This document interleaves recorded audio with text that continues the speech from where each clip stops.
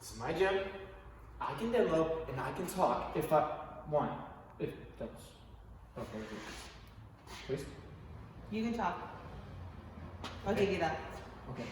Hi everyone. Welcome to Tuesday's workout. I'm gonna do an old favorite today. DT. I'm doing okay? So far. Okay. DT at home. This is a crowd favorite comprised of deadlifts, hang power cleans, shouldered overheads. But since a lot of us don't have bars at home, we're going to do a dumbbell or kettlebell variation of this. So still that 12-9-6 setup, 5 rounds per time.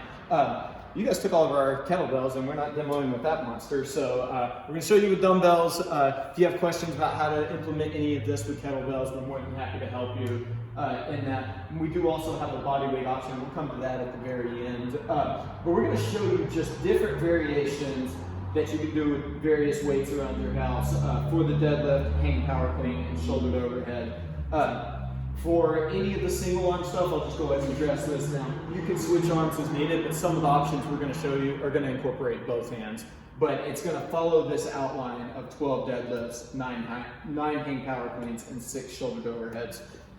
So we'll start with the two-handed approach. We have this 45-pound dumbbell here. So if she's going to start with the deadlift, if you want to work right down the middle, you can hold it by the ends, hinging at the hips, keeping the back flat, standing straight up. Much like the good mornings that we do frequently, but coming down to mid-shin, putting a slight bend in the knees so you can stand straight up with it, getting those glutes and hamstrings in place. Now, if you go for that single arm style, we can go suitcase style, where you can just simply do 6 and 6 on each side. Then you're fighting to keep shoulders in line with the hips at the bottom, everything staying square and compact. You can also hold it by the end and go vertical, straight down the middle. This is probably the easiest one where you can touch the ground and come up. So you've got 3 different ways of doing deadlifts. That way the suitcase in the center form will also work with a kettlebell pretty easily.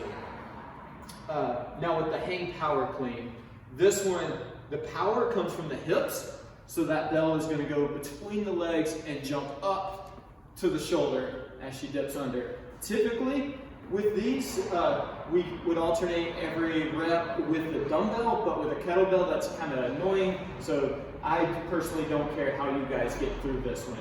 But it keeps off the ground, the hips jump that weight straight up and getting it to the shoulder. You have this two-hand option with it. You just want to make sure that you have a good grip on it, hinging to the knees, jumping up, and scooping under. You don't even have to drop super low, but you want to be able to dip under it and get it up to those shoulders. Now, for the last one, we have the shoulder to overhead movement. So she's already in that good front rack position. Any shoulder to overhead will work. So we have a strict press. We have a push press, that dip and drive, and then we have a push jerk, dip and catch.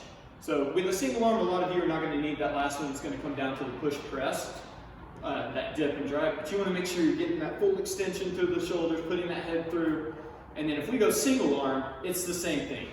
So it's that, oh no, dip and drive for the single arm, and then again, switch as needed, or that push jerk works very well in this as well. So we're switching arms as needed, 12-9-6, 12-9-6, 12-9-6. We got 5 rounds of this. It really adds up. This is going to be a little faster than your traditional DT, just because it's going to be more of a single arm thing. So if you have a heavier weight that you want to battle with, aim somewhere 6 to 11 minutes. I know that's kind of a wide range for this, but if you're really proficient with the movements, it's going to be more cardio. If you're battling with a heavier weight, it's going to be a little bit more of a wrestling match, resting as needed.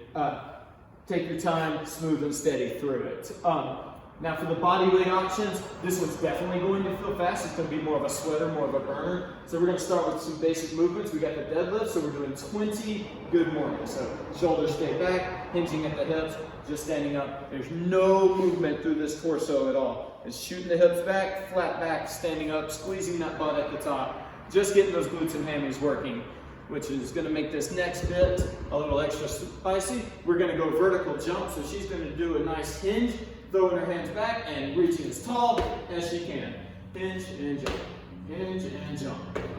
get explosive power. We're gonna run through 15 of those. So 20 good mornings, 15 vertical jumps, and then everybody's favorite hand release push-ups. Gonna do 10 of those. Plank position, flashing those palms at the bottom, driving up. These can also be done off the knees. Same concept, ensuring that range of motion. So still 5 rounds of this, a little more reps, but again, a lot more turnover. So 5 rounds, 20 good mornings, 15 vertical jumps, 10 hand release push-ups, or any of those variations that we showed you guys here for the 12-9-6 DT setup. If you have some weights that we didn't go over here, or any odd object that you would like inspiration on how to attack this with, feel free to reach out to us. Keep an eye out for those coaches takeovers coming this week. Yeah, that's it. CrossFit_TO on Instagram, #built by CFTO. Call, text us, email us, send a pigeon. We'll be here. See you guys soon.